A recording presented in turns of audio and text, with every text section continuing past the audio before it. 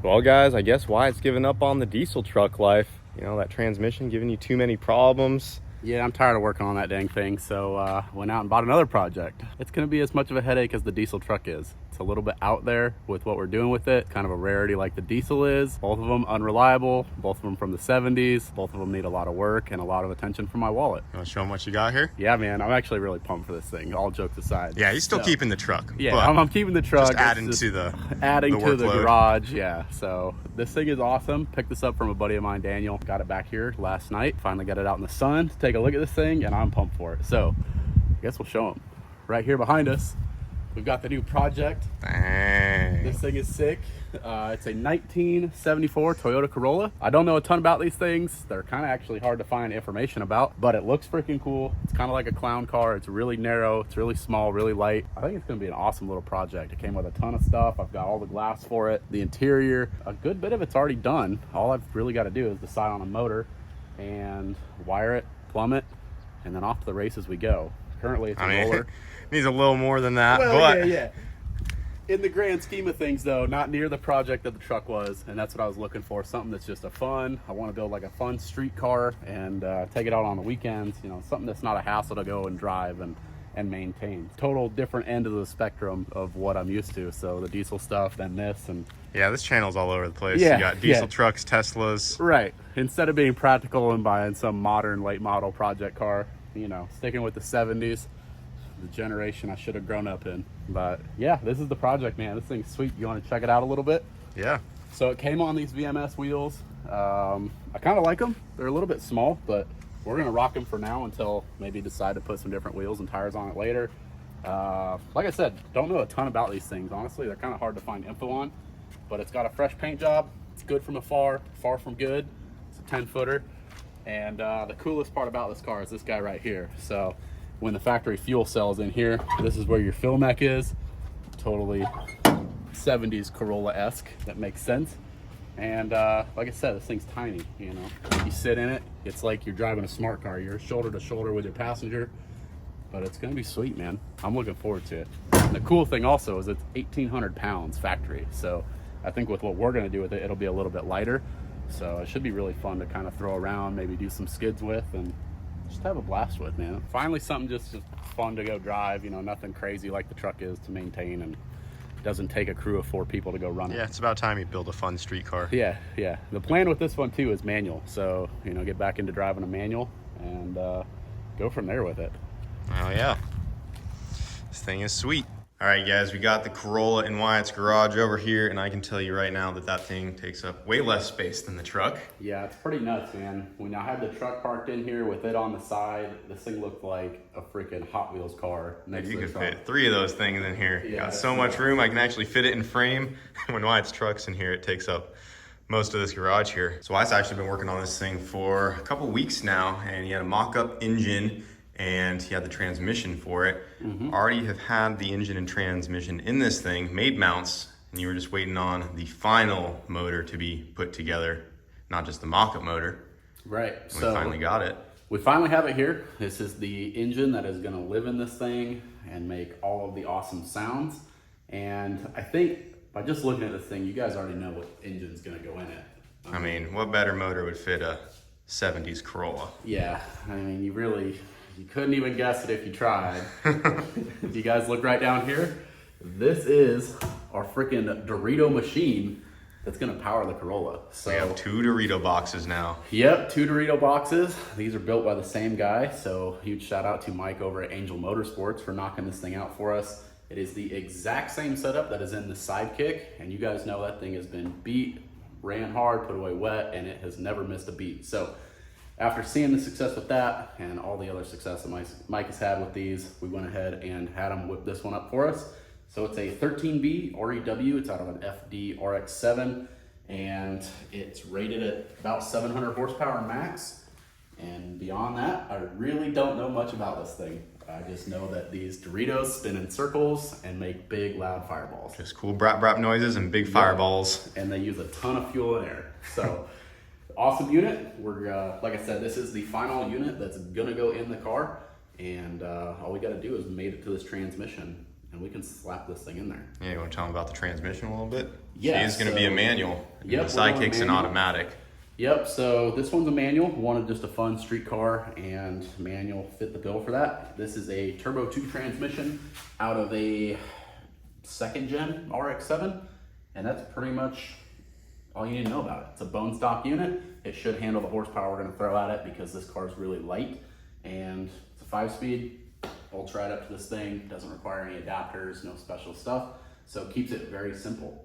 So yeah, that's it for the transmission. So before we get the rotary bolted up to the transmission, we got to get a clutch on there. You guys know our boys over at Action Clutch got us hooked up with a Iron Man single disc clutch for this thing. Just an off-the-shelf unit rated for all the ponies. Didn't want to go to a twin disc just to keep it more streetable. Right. This is a sprung clutch as well. Yeah, so goal with this thing, like I said, is total weekend warrior, daily drive it if I wanted to. So we wanted a setup that was going to be great on the street, not super touchy, wasn't going to make a bunch of noise. So they pointed us towards their Iron Man. This will take all the power we can throw at it, up to a reasonable level, obviously. But it should be plenty for what we have in mind for this car. And like Kyle said, it's sprung, so it'll have nice street manners. And then we also got their flywheel because I didn't have one. And this is a really nice piece. Yeah, you're gonna need one of those. Yeah, kind of need that to mount them together. But yeah, really simple setup. Like we said, no custom adapters or anything. You can get this right off their website, shipped to your door next day if you wanted it. Yeah, and if you use code BOOSTERBOYS on actionclutch.com, get yourself a 15% discount. But yeah, we got the clutch flywheel ready to go onto the motor, get it all mounted up, and it can go into the Corolla. Let's get it done.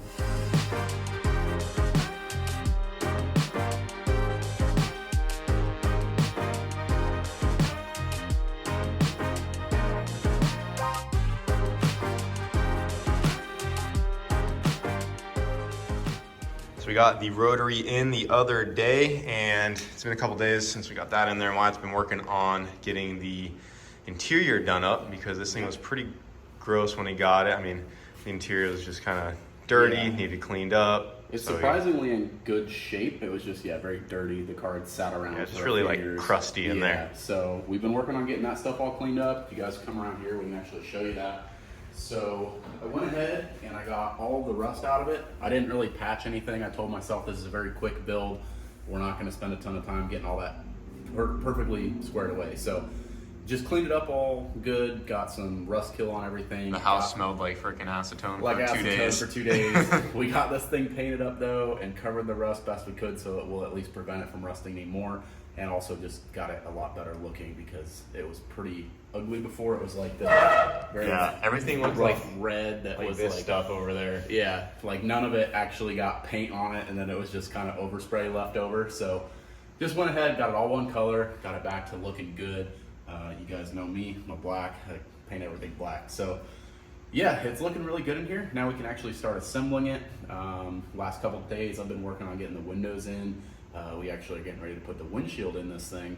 And once those are in, we can really start putting the interior back together, getting this thing buttoned up, and then start wiring and plumbing this thing.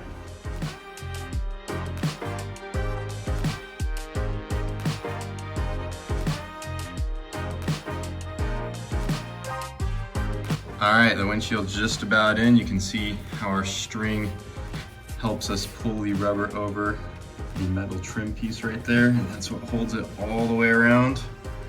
Watch, just holding pressure on it right now. You can see it just pulling right up and over, nice and easy. Right up to our other string there.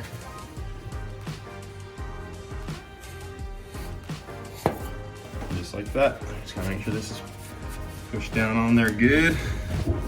The windshield is in.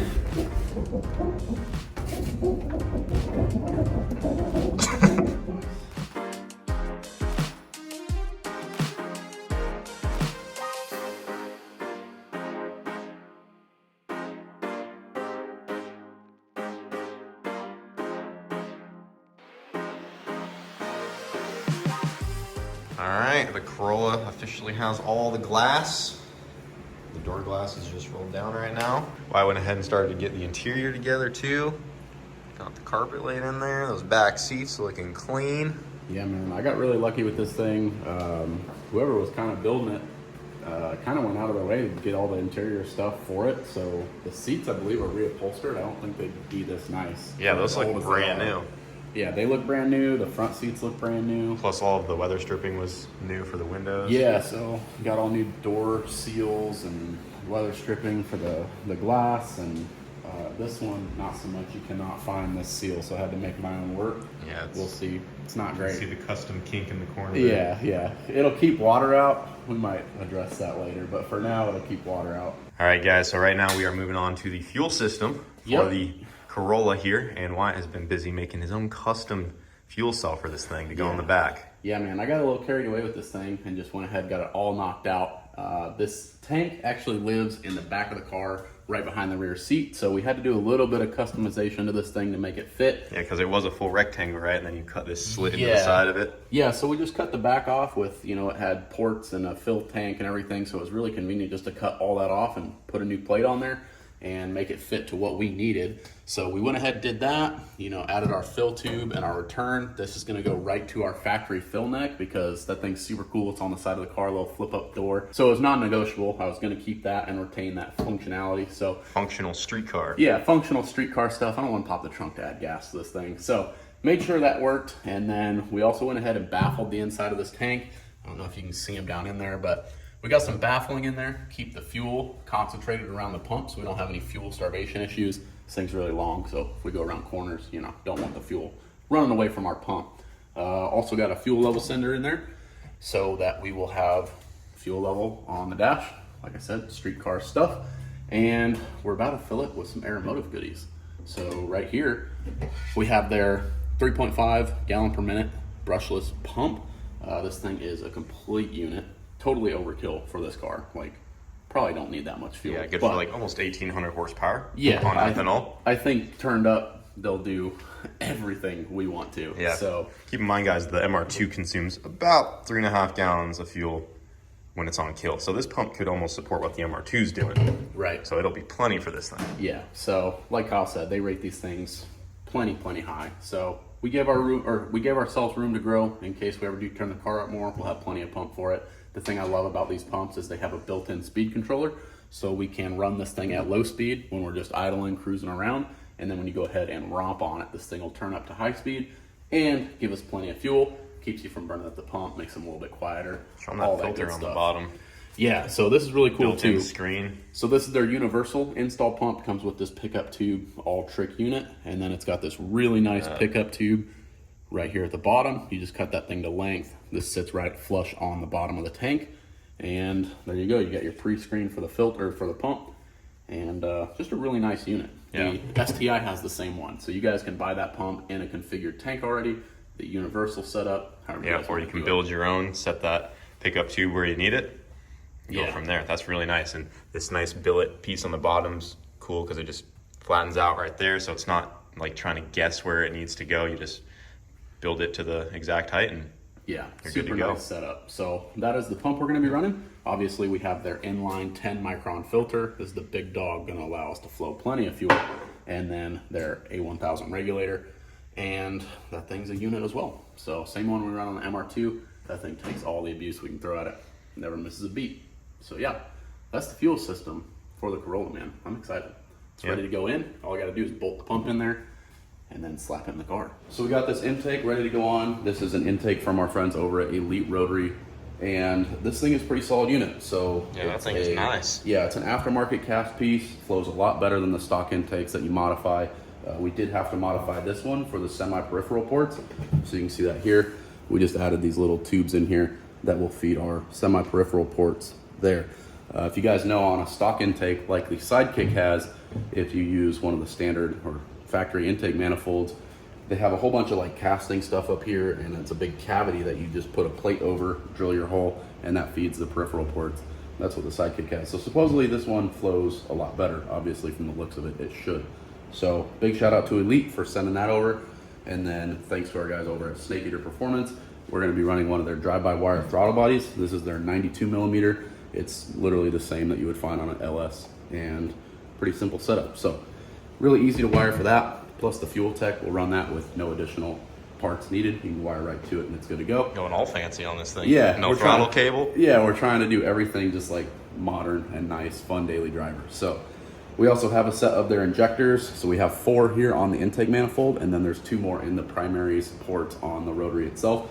So we're running 4 2200cc injectors and then 2 1600cc injectors that go in the primary rail. And that should be plenty of fuel to make quite a bit of power. On the sidekick, again, referencing that one has a set of 2200s and a set of 1600s, and we make probably around 400, 450 wheel, and it's using 85% duty cycle on that. So rotaries love fuel, so we try to give it as much as we can so that we don't run into that issue of running out of it once we're trying to make some power with this thing. Yeah, and I want to let you guys know that if you guys need anything from Snake Eater Performance, whether it be an electric throttle body or a set of injectors, we do have a discount code with them. It is just Boosted Boys, and you'll get 10% off as well. Yep, go check them out. We run a bunch of their stuff on all of our builds, so yep, great guys to work with. Helping Wyatt getting the Dorito box up and operational here. Yep. So big shout out to both those guys, Elite and Snake Eater. And with that being said, let's go ahead and get that intake put on there.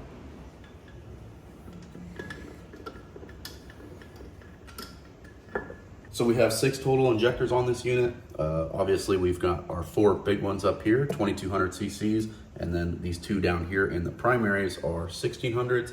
That way the smaller injectors will be nicer to tune for idle, drivability, small load, stuff like that. And then we'll turn on the 2200s when we really want to lay into it.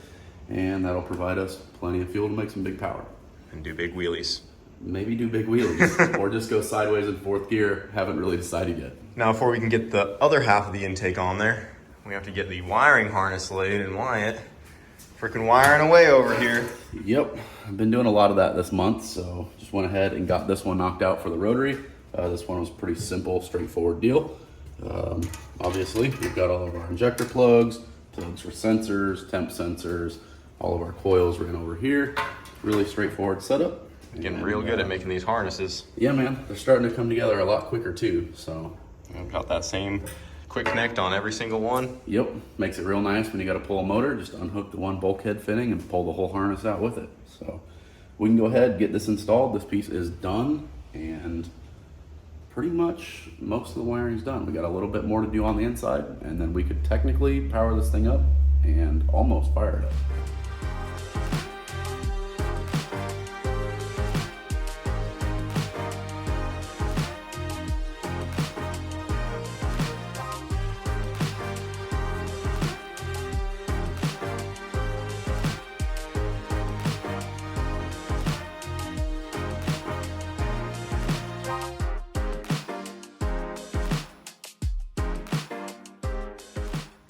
All right, guys, we got the Corolla in the shop here, and we are just about ready for a first start. Yeah, a little bit of a jump in the video.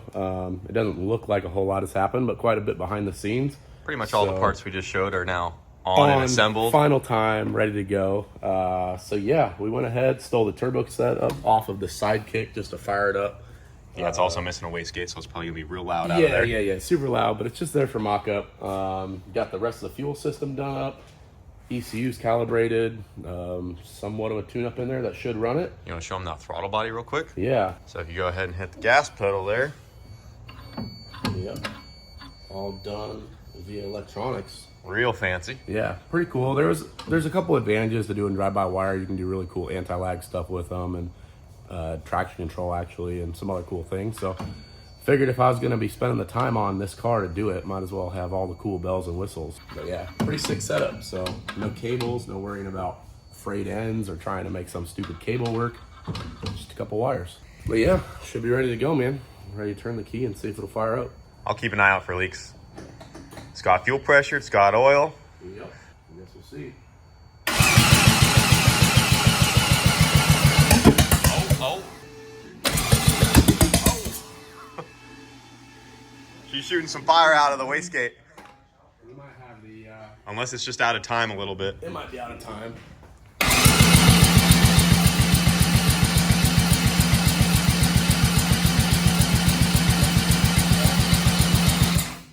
All right, she's all timed up now. Should pop off.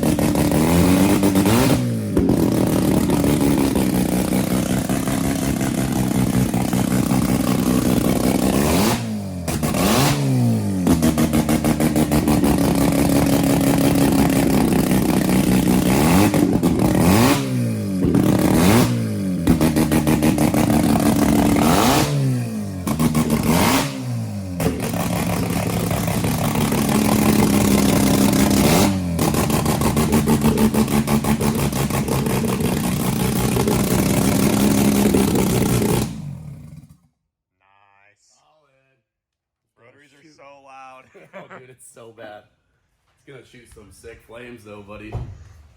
Nice. Decent. She's alive. It runs, man. We got a lot to do. Should we tell them? Should we tell them about it? Should we tell them what we're doing with it? She's going on a road trip right away. She's going on a road trip in 3 weeks.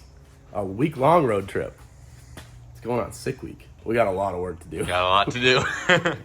First start, though, I mean, that's definitely a move in the right direction. But as you can see, there's like nothing up here, and it needs a lot of things up there. So, yeah. Hey, but that thing's in there. That thing's in there. It does the rotation, and it makes the Dorito Dorito noises. Shoots flames. So pretty much all that Rotary's good for. Pretty much ready to go. Pretty much ready. So, yeah, man. We got a lot to do, but that is the goal. Take this thing on sick week because the truck's probably not going to be ready. So, but nice. It runs. That's the new project. I don't really know what more you want from me. Dang, looks like that intercooler should fit pretty good. Yeah, Plenty of room. I mean, ideally, the motor, I should have put it a little further back because we're pretty tight up here, but it is going to fit. Everything's going to go behind the grill without trimming it. So, had to get a little creative with mounting stuff up there, but it'll definitely work. Nice, dude. Well, this thing doesn't need too much more work before it is up and driving. It runs, sounds awesome. Yep, it's going to sound even better with a full exhaust and not blowing flames all over my engine bay. Yep, yeah, this is going to get changed as well. Wyatt's going to be building a new turbo manifold for it. We're just borrowing this one off the Sidekick just to get it running, but he's going to be repositioning the turbo and still have to do all the charge pipes, finish up the cooling system, and get a drive shaft in it, and it should just be about ready to go. Yeah, definitely a bit of work left to do, but definitely the home stretch. So shouldn't be much longer, and we'll be out doing some donuts in the driveway with it. Oh yeah, well hopefully in the next video this thing will be up and driving, but we're gonna leave it off there because she is running and it is like 90% of the way there, maybe like 80%. I was gonna say in 3 weeks we need to be ready to do a road trip in it, so it's gonna come together pretty quick, I hope. Let us know what you guys think about Wyatt's new car. Tons more coming up on this thing, but that's gonna do it for this video. We'll see you later. Bye.